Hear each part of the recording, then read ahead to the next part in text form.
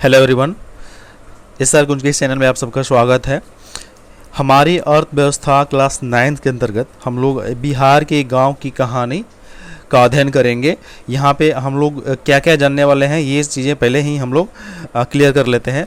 तो सबसे पहले हम लोग ये जानें कि अर्थशास्त्र की परिभाषा क्या है, हमारी अर्थव्यवस्था का क्या मतलब होता है, फिर ये जानेंगे उत्पादन क्या होता है, फिर ये जानने का प्रयास करेंगे कि उत्पादन के जो साधन है ये क्या है, उत्पादन के साधन का क्या मतलब होता है, फिर उत्पादन के कितने साधन हैं, ये सारी चीज़ें हम लोग जानने का प्रयास करेंगे। फिर यहाँ हम लोग उत्पादन का जो एक साधन है भूमि, इसके बारे में हम लोग अध्ययन करेंगे।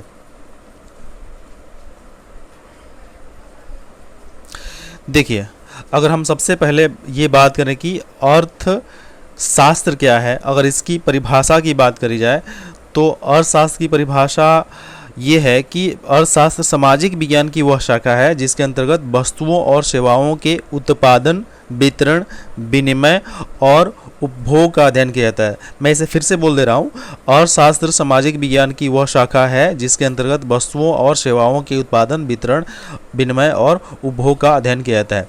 अब देखिए, अर्थशास्त्र जो है संस्कृत का शब्द है और ये अर्थशास्त्र का अगर आप संधि विच्छेद करेंगे तो क्या होगा, अर्थ जोड़ शास्त्र होगा, अर्थ जोड़ शास्त्र होगा। और अर्थ का मतलब क्या होता है, धन।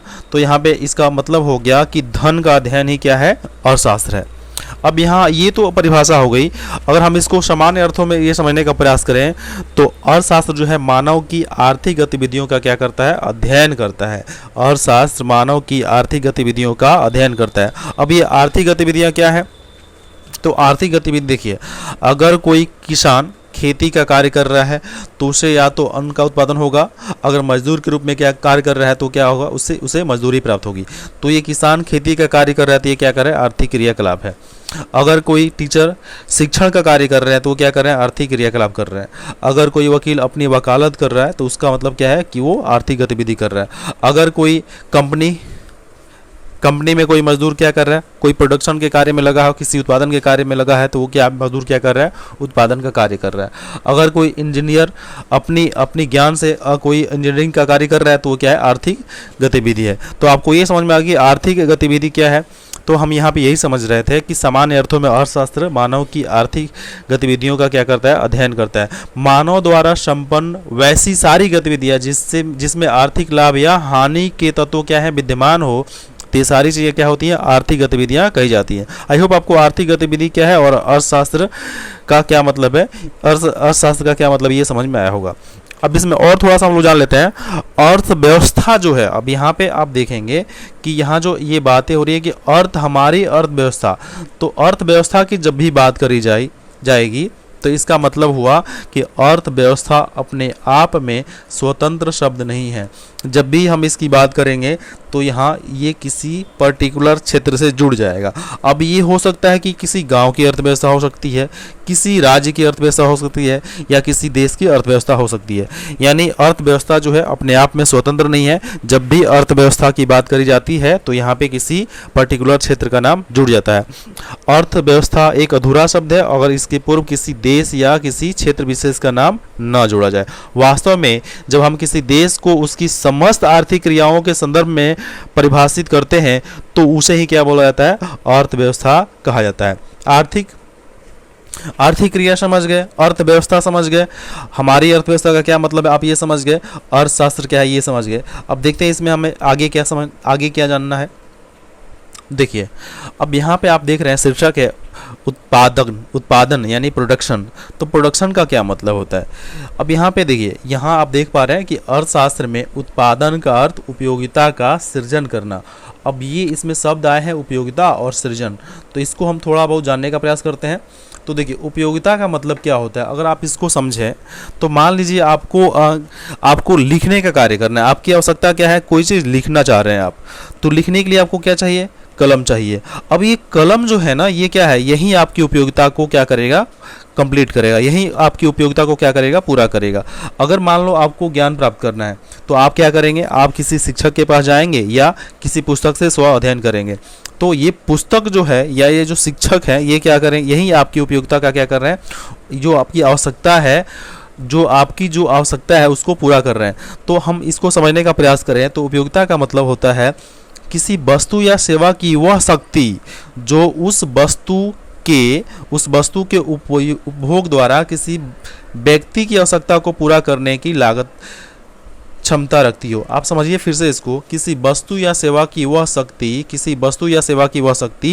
जो उस वस्तु के उपभोग द्वारा किसी व्यक्ति की आवश्यकता को पूरा करने की क्षमता रखती है। यानी आपके पास जब आपके पास कलम आएगा, कलम आपके पास है तो आप उस कलम का उपभोग कर, उस कलम का प्रयोग करके आप अपने लिखने की आवश्यकता को क्या कर पा रहे हैं, पूरा कर पा रहे हैं। तो इसे ही हम ये जो उपयोगिता का, ये आपकी आवश्यकता का जो पूरा हुआ इस कलम से, तो यही इस कलम की क्या हो गई, उपयोगिता हो गई। अब एक और उदाहरण समझ लेते हैं। मान लीजिए आपको इंटरटेनमेंट करना है, आपको मनोरंजन का कार्य करना है, आप चाहते हैं कि माइंड पे जो प्रेशर है वो कम हो, तो आप क्या करेंगे, कोई सीरियल देखेंगे या कोई पिक्चर देखना चाहेंगे। तो जो आपकी आवश्यकता है कि आपको मनोरंजन करना है, तो ये सीरियल जो है, ये पिक्चर जो है, ये क्या कर रहे हैं, आपकी आवश्यकता को पूरा कर रहे हैं।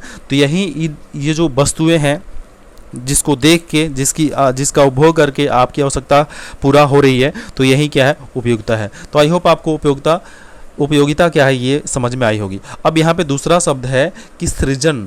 तो देखिए, सृजन का अंग्रेजी होता है क्रिएशन यानी रचना। तो सृजन जो है एक मानसिक प्रक्रिया है जिसमें नए विचार, उपाय या कंसेप्ट का जन्म होता है। हम इसको ऐसे समझें कि मान लीजिए हमारे पास कोई वस्तु है और हम क्या कर रहे हैं, उसमें अपने बुद्धि विवेक से, अपनी रचना द्वारा उसमें कुछ क्या करते हैं, अपने उपाय से क्या करते हैं, उसको उसके रूप में परिवर्तन ला देते हैं। और रूप में परिवर्तन लाने से क्या होता है, हो सकता है कि वो वस्तु क्या हो जाए, ज़्यादा उपयोगी हो जाए। तो ये जो रूप में परिवर्तन ला दिए अपने विचारों के द्वारा, अपने तकनीक के द्वारा, अपने कंसेप्ट के द्वारा, और उसकी रचना जो है उसका दूसरे तरह से क्या हो गई, रचना हो गई। तो यही क्या है, सृजन कहलाता है। इसे हम क्या बोलते हैं, क्रिएशन बोलते हैं। तो आई होप आपको ये बातें समझ में आ रही होगी। तो यहाँ पे अर्थशास्त्र में उत्पादन का अर्थ होता है उपयोगिता का सृजन करना। तो अब यहाँ पे उत्पादन को और गहराई से जानने का प्रयास करते हैं। देखिए, उत्पादन का मतलब किसी भौतिक वस्तु का उत्पादन करना ही नहीं होता है। जैसे अगर मान लीजिए, भौतिक वस्तु क्या होती है, भौतिक वस्तु वे वस्तु होती है जिसे हम क्या कर सकते हैं, टच कर सकते हैं। जैसे अगर आप टेलीविज़न देख रहे हैं तो टेलीविज़न क्या है, भौतिक वस्तु है। अगर आप कलम से लिखने का कार्य कर रहे हैं तो कलम क्या है, ये भौतिक वस्तु है। अगर मान लीजिए आपने घर में फ़ैन लगवाए हुए हैं, तरह तरह के संसाधन इकट्ठा किए हुए हैं, तो ये सारी चीज़ें क्या है, भौतिक वस्तु। यानी कि जिन वस्तुओं को हम अपने हाथों से, अपने खुद से मतलब टच कर सकते हैं, स्पर्श कर सकते हैं, उसे ही हम क्या बोलेंगे, भौतिक वस्तु बोलेंगे। तो यहाँ पे हम ये समझने का प्रयास कर रहे थे कि उत्पादन का मतलब केवल किसी भौतिक वस्तु का निर्माण करना ही क्या है, उत्पादन नहीं है, बल्कि इसका उत्पादन का अगर व्यापक अर्थ देखिएगा तो पदार्थों के रूप में कोई भी पदार्थ है तो उसके रूप में, स्थान में, अधिकार में परिवर्तन लाकर उसे जब हम और ज़्यादा उपयोगी बनाते हैं तो इसे ही हम क्या बोलते हैं, उत्पादन बोलते हैं। इसे ही हम क्या बोलते हैं, प्रोडक्शन बोलते हैं। आप इसको समझने का प्रयास करेंगे। जैसे कोई कारपेंटर है, कोई लकड़ी काम करने वाले बढ़ई हैं, तो वो क्या कर रहे हैं, किसी लकड़ी को काट छाट कर उसे टेबल बना दिया, या उसे कुर्सी या कोई अन्य फर्नीचर का सामान बन गया।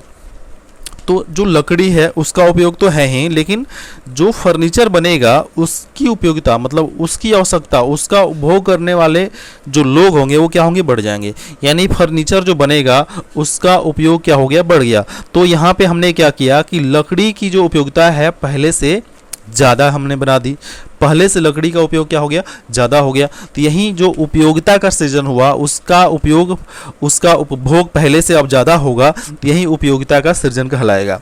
तो आई होप आपको ये बातें समझ में आई होगी।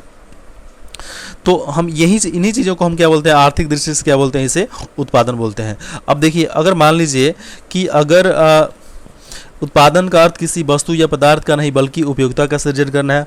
अर्थशास्त्र के इस भाग में हम लोग क्या जानेंगे कि जो इसके साधन हैं, उत्पादन के जो साधन होते हैं, इनके मतलब उत्पादन के साधनों का हम लोग क्या करेंगे, अध्ययन करेंगे। और उत्पादन के साधन कौन कौन से, भूमि, श्रम, पूंजी, संगठन और उद्यम, ये सारी चीज़ें हम लोग क्या करेंगे, इस सेशन में जानने का प्रयास करेंगे। अब देखिए, उत्पादन के साधन का मतलब क्या होता है। जैसे आप ये समझिए, उत्पादन के साधन का मतलब कि अगर कोई आप प्रोडक्शन कर रहे हैं, कोई निर्माण का कार्य कर रहे हैं, तो निर्माण के कार्य में जो चीज़ें, जो वस्तुएं आपको सहयोग प्रदान करती हैं, जो वस्तुएं उस उत्पादन में सहयोग करती हैं, उसे ही क्या बोला जाता है, उत्पादन। उसे ही क्या बोला जाता है, उत्पादन के साधन कहा जाता है, यानी कि फैक्टर्स ऑफ प्रोडक्शन कहा जाता है। तो यहाँ पे आप समझिए कि जो उत्पादन की क्रिया में सहयोग देता है, उसे ही क्या बोला जाता है, उत्पादन के साधन बोला जाता है।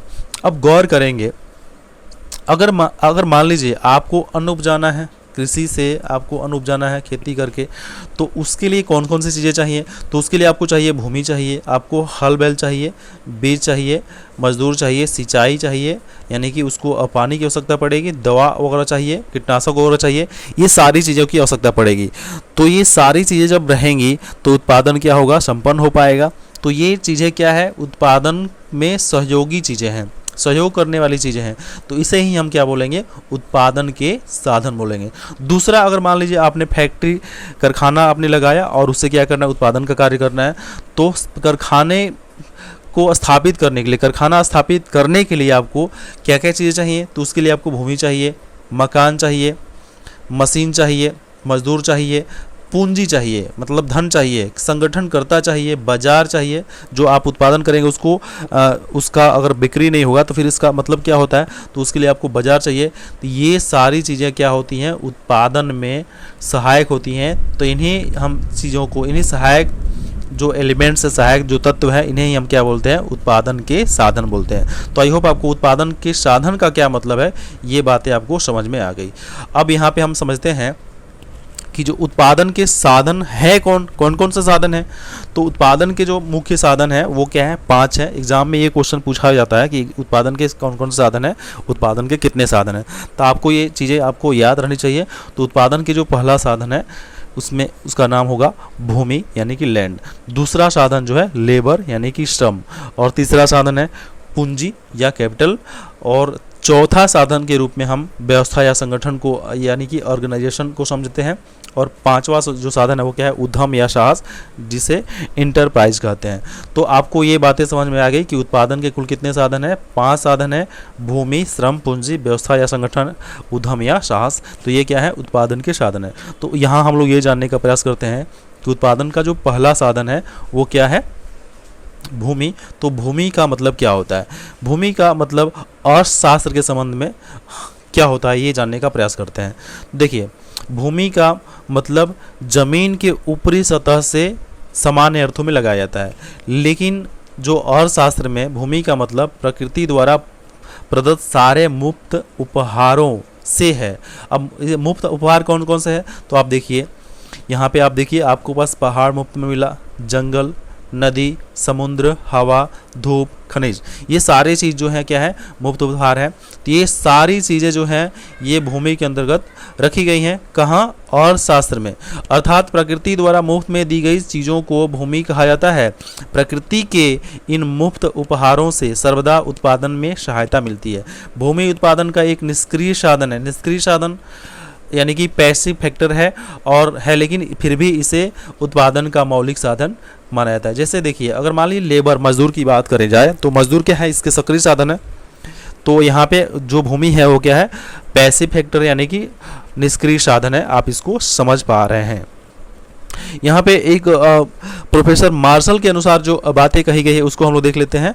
भूमि का मतलब केवल जमीन की ऊपरी सतह से ही नहीं, वरन उन सभी पदार्थों तथा शक्तियों से है जिन्हें प्रकृति ने मानव की सहायता के लिए भूमि, जल, वायु, प्रकाश तथा गर्मी के रूप में निःशुल्क प्रदान किए हैं। तो ये सारी चीज़ें जो है क्या है, ये भूमि के अंतर्गत शामिल है।